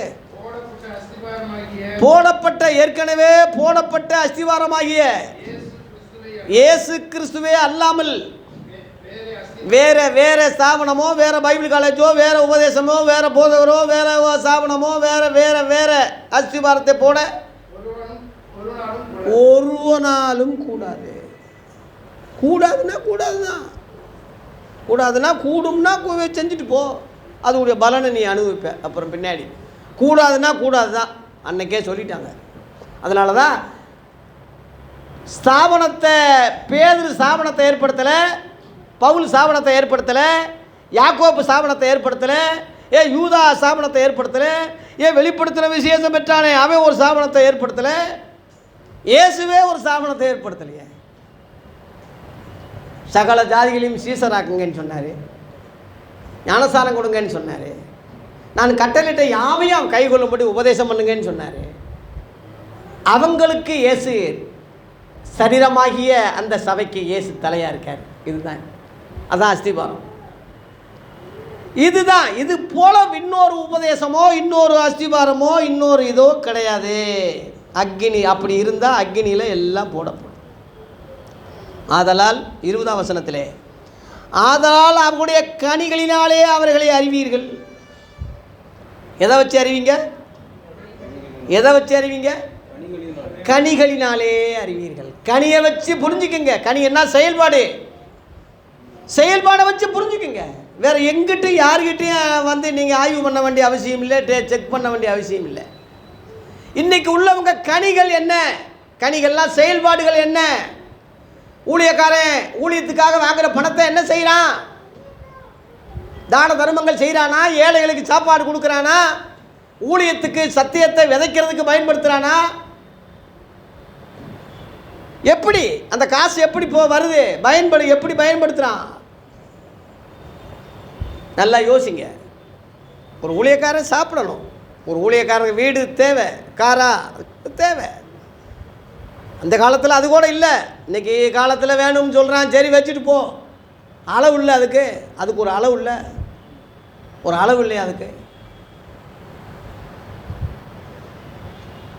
ஆண்டவர் நரின்னு சொன்னார்ல ஏரோது, அந்த மாதிரி நரிகளுக்கு கூடுகள் உண்டுன்னு சொன்னார். மனசுகுமாரனுக்கும் தலை சாக்கிய இடம் இல்லை,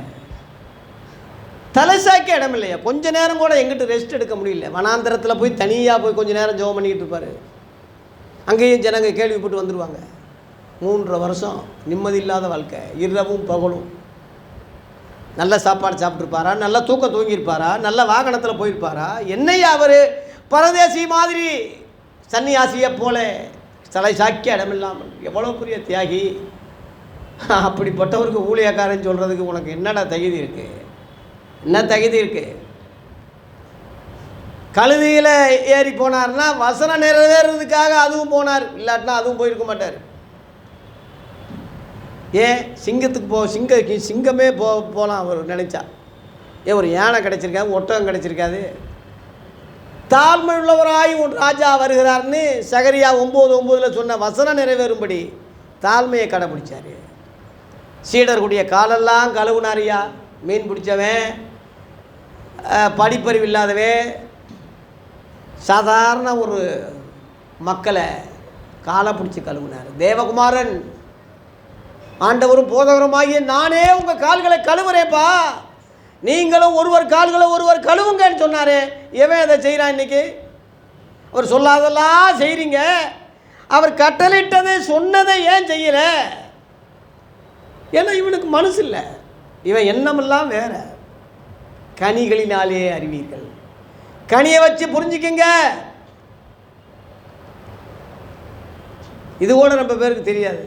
என்ன கனின்னு ஒரு கிராம சபையில் நான் சொன்னதை ஏற்கனவே சொல்லியிருக்கேன், சொல்லி முடிக்கிறேன். இப்போ உங்களுக்கு ஒரு கொஞ்சம் ஒரு ரிலாக்ஸுக்கு சீரியஸாகவே போயிட்டுருக்கு. ஒரு கிராம சபையில் போய் நான் கனி கொடுங்கன்னு ஒரு பிரசங்கம் பண்ணேன்.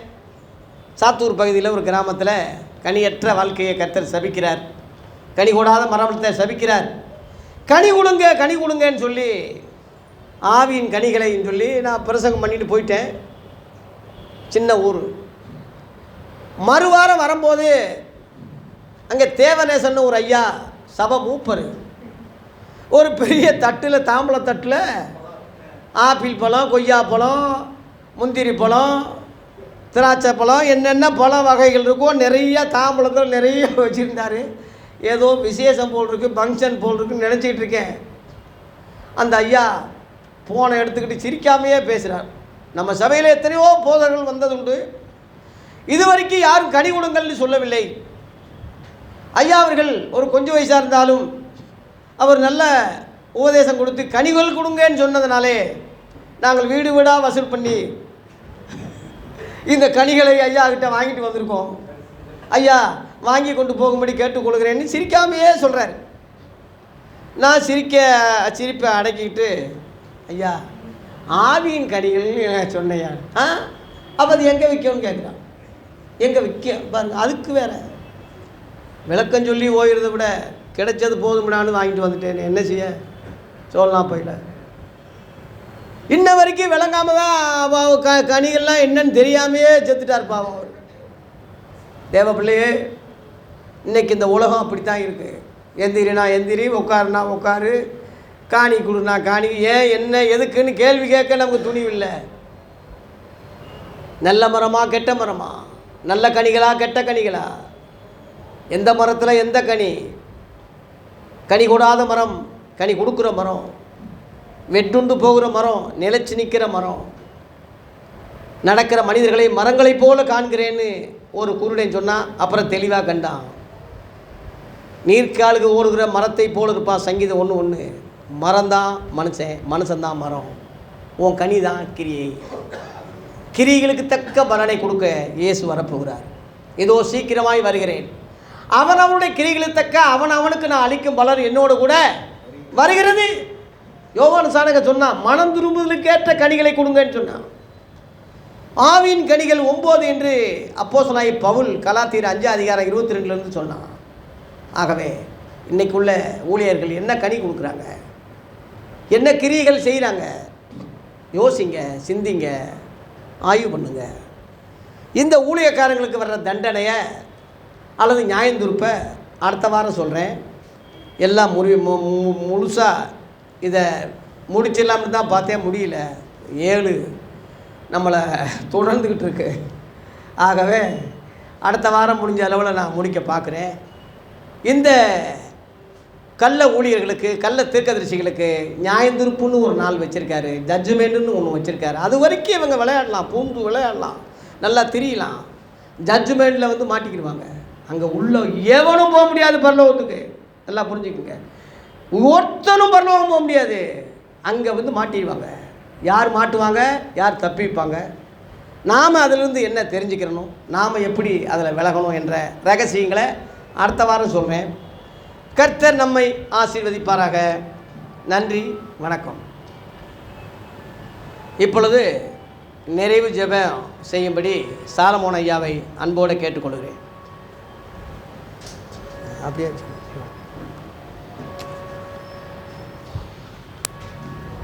அதிகமான இயேசுக்கு விளையாட வருகிறார்.